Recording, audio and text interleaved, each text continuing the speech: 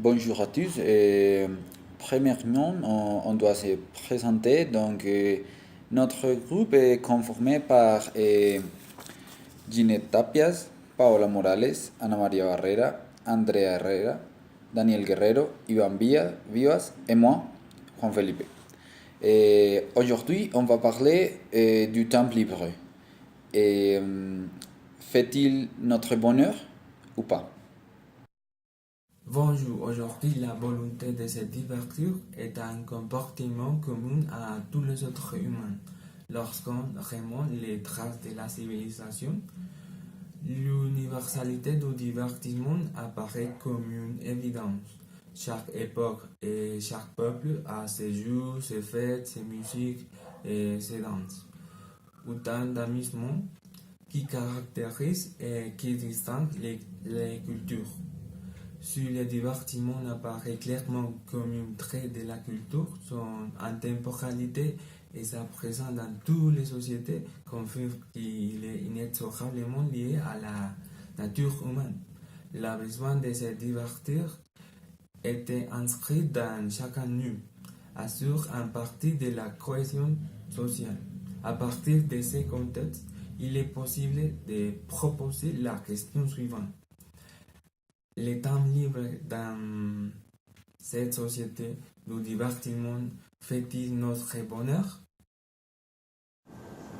De plus, à cause des niveaux élevés de stress qui sont traités dans la société, les gens peuvent trouver des thérapies alternatives dans leur routine et cela peut être fait pendant leur temps libre, puisque c'est l'espace le plus approprié pour le faire. C'est-à-dire, malgré qu'il y a existe certaines entreprises qui offrent le temps libre dans les heures de travail, plusieurs fois ce n'est passé, tant que le corps et l'esprit se fatiguent. Dans ce cas, il y a des activités infinies qui peuvent être effectuées. Si l'on veut faire des tâches seul, colorier ou remplir la lingette sont des alternatives, par exemple.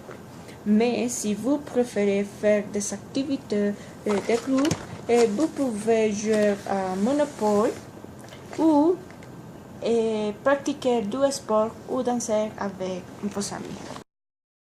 Cependant, au fur et à mesure, donc le temps de loisir est devenu un marché. Et d'un côté, il y a un temps de consommation et de l'autre, un temps de divertissement, ce qui permet d'oublier les inconforts de la vie réelle. Et donc, le temps libre est souvent réalisé sur l'environnement urbain de masse et de consommation. Par conséquent, il est possible que nous devenions des simples acteurs passifs et recevoir des suggestions et nous acceptons les loisirs comme le temps de consommation. Dans certains cas, nous insistons sur le fait que les loisirs, comme le temps de shopping, et c'est les centres commerciaux ou la technologie qui nous accueille, la conséquence est dans laquelle nous devenions plus individuels et nous parlons moins, nous marchons moins, nous jouons moins avec les enfants. Premièrement, il faut savoir que le temps libre a devenu un temps de divertissement et pas un temps de repos, un temps pour être héros. Et donc, le temps libre est temps pour oublier des problèmes et s'amuser. Et c'est une bonne chose pour deux raisons. Premièrement, car les gens cherchent des options pour les plaisirs, alors un nouveau marché a été créé. Et deux, parce que ces services permettent aux personnes d'être héros et d'être plus productifs au travail et ça contribue au bien-être des personnes.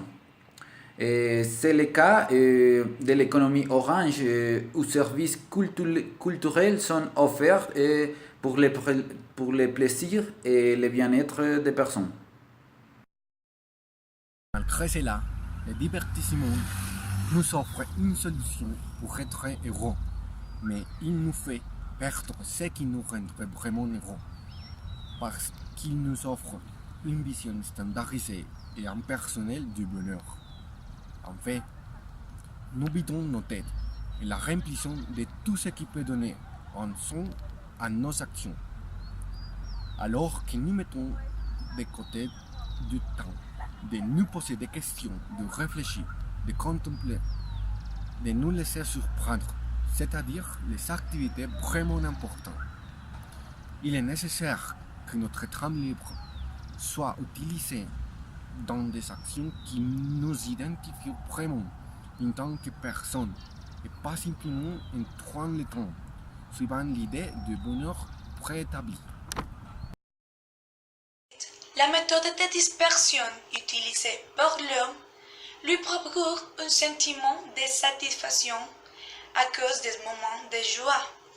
À savoir, les distractions sont basées sur les technologies qui fournissent un divertissement virtuel et différentes activités conçues comme nécessaires dans notre société. Beaucoup de ces tâches sont devenues des activités de consommation.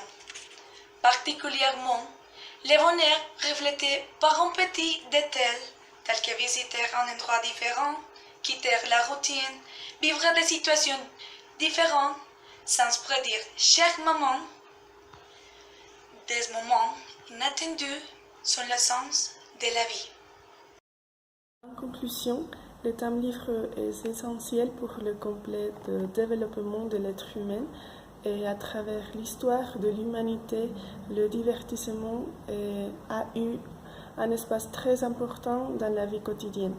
Malgré le fait que la société a subi une transformation très profonde, l'essence du temps libre autour de la recherche du bonheur a été présent dans la réalité de l'être humain.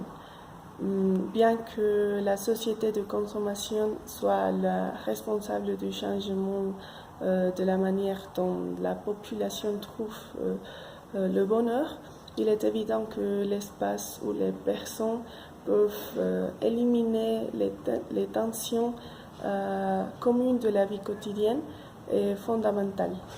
Finalement, il est important que chaque personne reflète autour de ses actions pour trouver le bonheur afin d'atteindre des activités qui permettent d'obtenir les mêmes résultats, mais aussi de le relier à son essence, c'est-à-dire l'orienter vers la pensée, l'imagination, la créativité et la curiosité pour comprendre le monde qui l'entoure.